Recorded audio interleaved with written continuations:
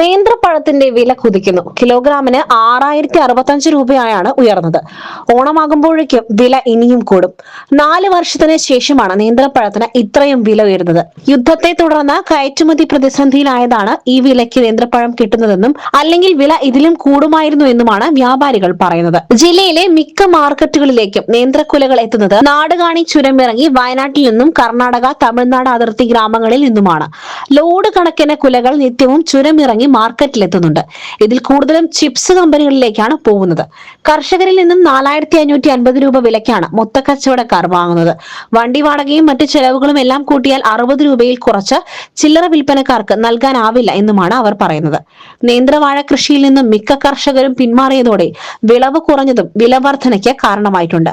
വന്യമൃഗശല്യം രൂക്ഷമായതിനാൽ വയനാട്ടിൽ മുൻ വർഷങ്ങളെ അപേക്ഷിച്ച് നേന്ത്രവാഴ കൃഷി കുറവാണ്. മാനന്തവാടി, ബത്തേരി താലൂക്കുകളിലെല്ലാം കർഷകർ കൂട്ടത്തോടെ കൃഷിയിൽ നിന്നും പിന്മാറിയിട്ടുണ്ട്. കഴിഞ്ഞ 2 വർഷങ്ങളിലെ വില തകർച്ചയും ഇതിന് കാരണമായി.